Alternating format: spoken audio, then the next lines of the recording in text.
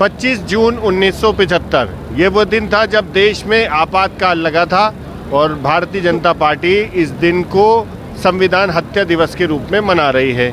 आज इन जो लोकतंत्र सेनानी थे उन सब का आज मुख्यमंत्री निवास में सम्मान किया गया। हमारे साथ कुछ लोग हैं जिन्होंने ये आपातकाल देखा था, ये कहें कि उस समय को बहुत नज़दीक से देखा था। उन्हीं से जान लेते हैं कि क्या स्थितियाँ थी उस समय पे, क्या हालात थे।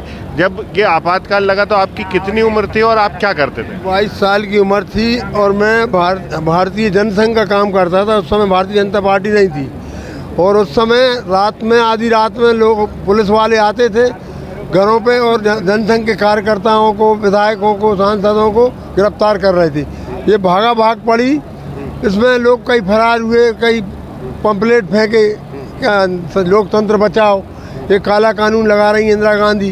राष्ट्रपति से भी बिना अनुमति के इन्होंने जारी कर दी आपातकालीन, जबकि नियम है अध्यादेश जारी होता राष्ट्रपति से मंजूरी ली जाती, लेकिन सारे कानून ताक में रख के और ये काला कानून इंदिरा गांधी ने अनिश्चितकालीन आपातकालीन लगा दी, जिससे सारे राजनीतिक दल देश के, उन राजनीतिक दलों के नेताओं को, कार्यकर्ताओं को जेलों में ठूस ठूस के बंद कर दिया कि 19 महीने तक लोग बंद रहे और उनके किसी की माँ बाप की मृत्यु हो गई, किसी के भाई की बीमारी में, दवाई के अभाव में, क्योंकि घर के संचालक जेलों में बंद थे। उस समय कोई देखने वाला नहीं था और इनके जो कांग्रेसी थे वो कहते थे 20 सूत्री कार्यक्रम का तुम समर्थन करो, इंदिरा गांधी जिंदाबाद बोलो तो तुम्हें, और कांग्रेस ज्वाइन करो तो तुम्हारी छोड़ देंगे तुम्हें। तो जितने भी जनसंघी थे उन्होंने कहा हम नहीं, माफ़ी नहीं मांग सकते, हम चाहे जेलों में रहे और 19 महीने बाद जमानत हुई।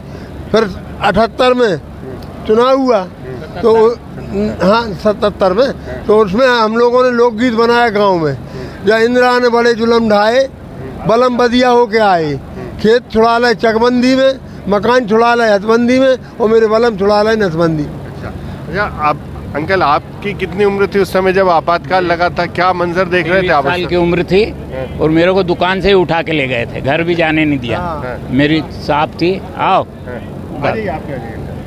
तो मेरे को वहीं से उठा के ले गए, चलो बोले। फिर क्या हुआ? धार जेल ले गए, हमने सोचा हमको छोड़ देंगे, तो 2 दिन बाद रात को हमको उठाया, जैसे ही कहा बोले चले आप छूट गए।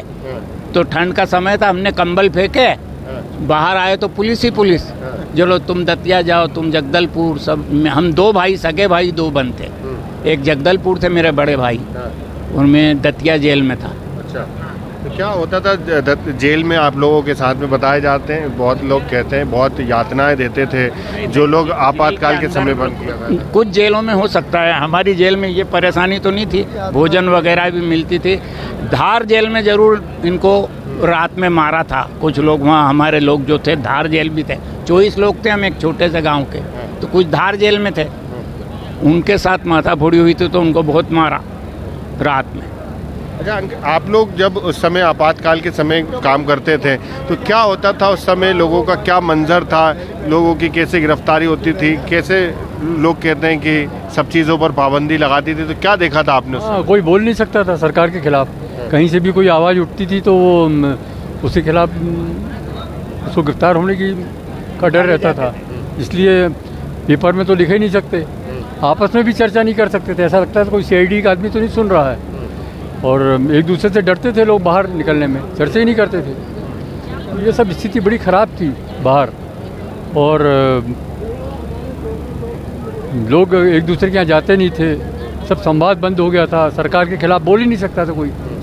बिलासपुर में तो एक घटना ऐसी हुई, किसी ने कह दिया घोड़ी को, घोड़ा चलाता था वो, क्या इंदिरा गांधी ऐसे अड़ गई है, उसको गिरफ्तार कर लिया।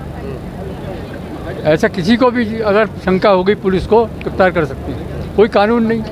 मीसाबंदी मतलब maintenance of internal security act, देश की आंतरिक सुरक्षा पे खतरा है, आप सरकार के खिलाफ कुछ नहीं बोल सकते। ये सीधा सीधा फंडा था। कितना महसूस हो रहा था? मतलब घुटन हो रही थी, जो अंदर थे वो तो बंद थे। चुनाव हुए, अगर वो सरकार नहीं जीती, जो अंदर थे वो तो बंद थे, वो तो बोले चाहे ना बोले कौन सुनता है, लेकिन बाहर जो घूम रहे थे वो भी डरते थे और कोई बात नहीं करता था एक दूसरे से इस संबंध में। ऐसी स्थिति में फिर लोग लोगों की नसबंदी भी हाँ, ये सब घटनाएं तो हुई हैं। क्या हुआ था अंकल उस समय? उस समय जबरन लोगों की नसबंदी भी करते थे, जेलों में भी करी, बाहर भी लोग भगते थे जब गाड़ी देखते थे ने कि पकड़ के करवा देते थे। गाँव में, छोटे गाँव में, देहात में जाते थे तो वो भगते थे लोग बाजार हाट से कि नसबंदी कर देंगे। अच्छा, बताते नहीं थे क्यों नसबंदी कर रहे हैं इसे? कुछ नहीं बताते, कौन सुने और किसकी हिम्मत की पूछ ले। उस क्या समय हुआ था उस समय? अंडरग्राउंड रहकर जिन लोगों ने काम किया है उन्होंने बहुत बड़ा त्याग किया है। घर घर जाके पर्चे बांटे हैं, ऑफिस में पर्चे फेंक देते थे, अगर पकड़े गए तो वो भी गिरफ्तार हो जाते थे, लेकिन सरकार के खिलाफ वो बोलते थे। और आरएसएस के जो अंडरग्राउंड कार्यकर्ता उन लोगों ने काम किया, उनको भी लोगों ने धमकी दी कि भाई तुम गिरफ्तार हो जाओगे। ऐसे बाद में पहले तो 1 लाख लोग गिरफ्तार हो गए देश भर में, उसके बाद फिर दूसरी टोली जो अंडरग्राउंड काम कर रही थी वो लोग भी गिरफ्तार हुए। ऐसे 2-3 बार जब गिरफ्तार हुए तो श्रीमती इंदिरा गांधी ने आरएसएस को कहा कि भाई आप लोग संघर्ष समिति से अपना संबंध हटा लीजिए। तो आरएसएस ने कहा कि नहीं, हम नहीं हटाएंगे, आप लोकतंत्र पहले बहाल करो। जब लोकतंत्र की हत्या हो गई, आप कह रहे हो संबंध हटा लो, हम संबंध नहीं हटाएंगे। तो उसके बाद फिर और इंदिरा गांधी ने प्रलोभन दिया कि हम आरएसएस के लोगों को छोड़ देंगे। उन्होंने कहा ऐसा नहीं हो सकता कि आरएसएस के लोगों को छोड़ दो, बाकी लोग बंद रहें, सबको छोड़ना पड़ेगा आपको। तो वो मानने को तैयार नहीं इंदिरा गांधी ने, और फिर उसी दबाव में आके फिर उसने चुनाव करवाए। और चुनाव में जब देखा उसने कि उसकी हार हुई तो समझ में आ गया, और संघ के लोगों ने कहा कि आप किसी को भी चुनाव में खड़ा कर दो, हम उसको जिताएंगे।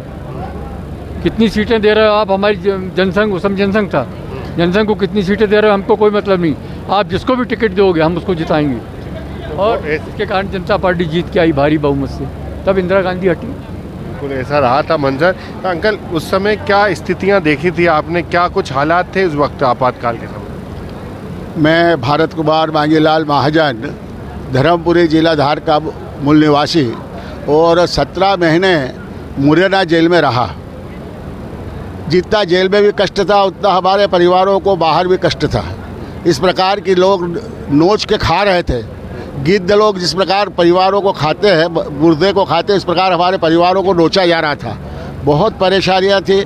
जेल के अंदर भी हमारी आवाज़ को दबाने के लिए कई बार कोशिश की जाती थी, और हमारे वहाँ हम लोग रोज़ नारा लगाते, इंदिरा गांधी मुर्दाबाद, आपातकाल समाप्त करो, बेच रहे हिंदुस्तान, इंदिरा बरवा और मस्तान, देश के दुश्मन 3, इंदिरा बरवा फखरुद्दीन, इस प्रकार के नारे लगाते थे। तो जेलर ने धार हमारी जेल में 2 बार लाठीचार्ज हुआ और काफ़ी लोगों को मारा, और खाने में भी कोई व्यवस्था ढंग की होती नहीं थी। वो तो उसके लिए भूख हड़ताल पे बैठे, भूख हड़ताल पर बैठने के बाद उन्होंने लाठीचार्ज किया, उसमें काफ़ी लोगों को चोटें भी आई। इस प्रकार पूरा समय संघर्ष के साथ बीता। आप कल्पना नहीं कर सकते कि कितना कष्ट हुआ होगा। हम लोगों को तो कम कष्ट हुआ, हमारे परिवारों को उन्होंने नेस्त नाबूद कर दिया। जो सम्मान मिलना चाहिए लोकतंत्र सेनानियों का आप लोग को, वो मिल पा रहा है पर्याप्त, या जो पेंशन मिल रही है? देखिए भाई साहब, ये जो मिल रहा है, मैं सोचता हूँ कि ये बहुत पहले मिलना था। मेरे छोटे से नगर में जहाँ की आबादी 12,000 की है, वहाँ से हम 31 लोग 29 लोग बंद हुए थे। आज 29 में से केवल 7 लोग जिंदा बचे, बाकी सब मर चुके हैं। जिन लोगों को मिलना चाहिए था उनके परिवार समाप्त हो गए। अब उसका लाभ मिलता है भी तो क्या होगा? जो कुछ होने वाला था हो चुका है। उनको मिलना था जो चले गए इस दुनिया से। अब सरकार इसके बारे में हम प्रयास कर रहे हैं कि उन लोगों को भी कोई बेनिफिट दिया जाए, उनके परिवारों को दिया जाए, जिससे उनकी आर्थिक स्थिति ठीक हो। तो बिल्कुल जिस तरह से आपातकाल लगा था, तो आपने सुना कि किस तरह का आपातकाल का मंजर था, लोगों ने कितनी परेशानियों का सामना किया था। तो आज भारतीय जनता पार्टी जगह जगह संविधान हत्या दिवस के रूप में कार्यक्रम करके बता रही है कि किस तरह से आपातकाल का मंजर था और इंदिरा गांधी सरकार ने क्या कुछ निर्णय लिए थे जिससे लोग परेशान हुए थे। TV9 मध्य प्रदेश छत्तीसगढ़ के लिए आमिर खान।